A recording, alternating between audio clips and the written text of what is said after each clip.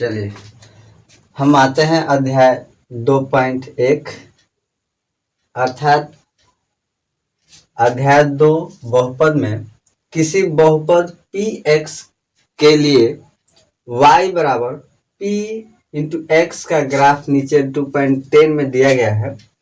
प्रत्येक स्थिति में px के लिए शून्यकों की संख्या ज्ञात करें। तो सबसे पहले शून्यकों की संख्या ज्ञात करने के लिए हम एक बात का ध्यान रखते हैं। जैसे किसी भी ग्राफ में बहुपद के लिए यदि शून्य ज्ञात करना है तो एक बात का ध्यान रखेंगे, क्या है?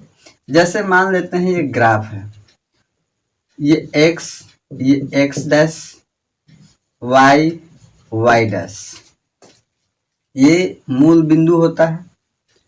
इस मूल बिंदु में यदि कोई लाइन x डैश को जितनी बार छूता है, जितनी बार काटता है, शून्यकों की संख्या उतनी होगी। जैसे मान लेते हैं कोई लाइन ये है, तो यह जो लाइन है यह x और x डैश को नहीं काटती है, इसलिए इसमें शून्यकों की संख्या क्या होगा?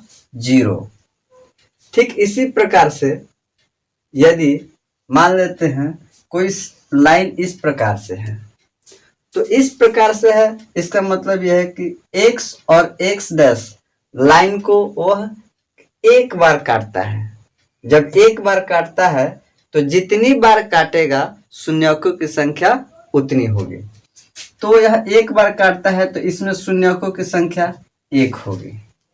यानी कहने का मतलब यह है कि x और x डैश अक्ष को जब कोई भी लाइन जितनी बार काटेगा, जितनी बार छुएगा, शून्यकों की संख्या उतनी होगी। चलिए आते हैं हम क्वेश्चन पर, जो 2.1 के क्वेश्चन आते हैं। पहला क्वेश्चन है x और x डैश y और y डैश में एक लाइन, एक लाइन जो है वह y और y डैश को काटता है, लेकिन x और x डैश को नहीं काटता है। जब x और x डैश को नहीं काटता है, यानी x और x एक्सिस को नहीं काटता है, तो इसमें शून्यकों की संख्या क्या होगी? शून्य की संख्या 0 होगी। ठीक उसी प्रकार से अगले क्वेश्चन पर चलते हैं। तो यह x और x डैश अक्ष को सिर्फ और सिर्फ एक बार काटता है। यहाँ पर काटता है, सिर्फ एक बार काटता है, इसलिए इसके शून्यकों की संख्या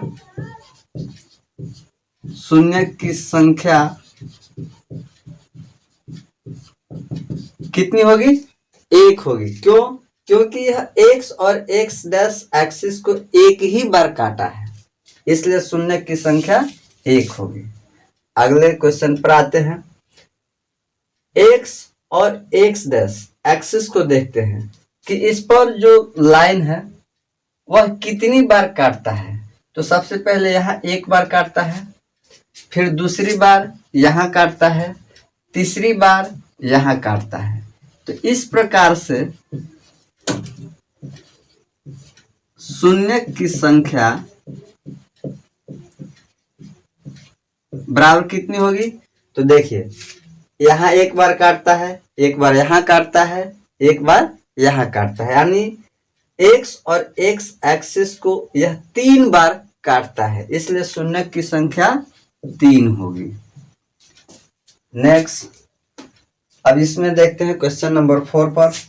x और x डैश एक्सिस को यह लाइन 2 बार काटता है। कैसे?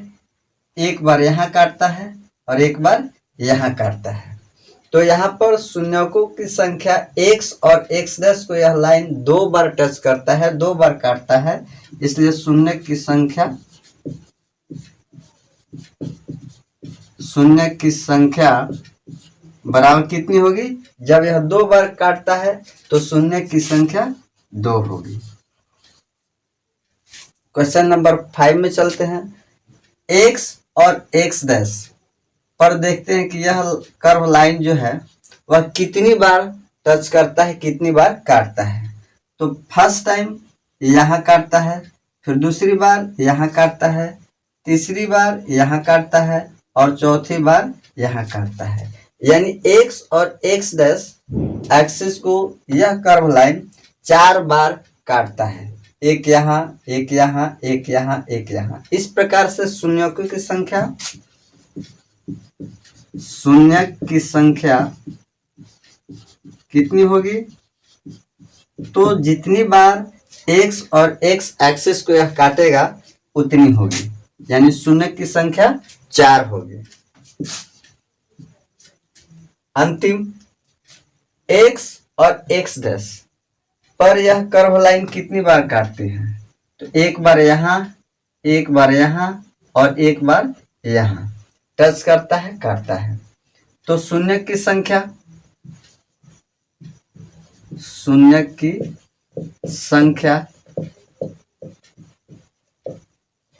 कितनी होगी? 1 2 3। ठीक है, समझ में आ गया? मेरे द्वारा बताए गए सवालों का जवाब, सॉल्यूशन यदि आपको समझ में आता है तो मेरे चैनल को सब्सक्राइब करें, लाइक करें, शेयर करें और कमेंट्स अवश्य करें, ताकि मैं जो भी वीडियो डालूं वो आपके मोबाइल तक पहुंच पाए और आप इसका लाभ अधिक से अधिक उठा पाएं। धन्यवाद।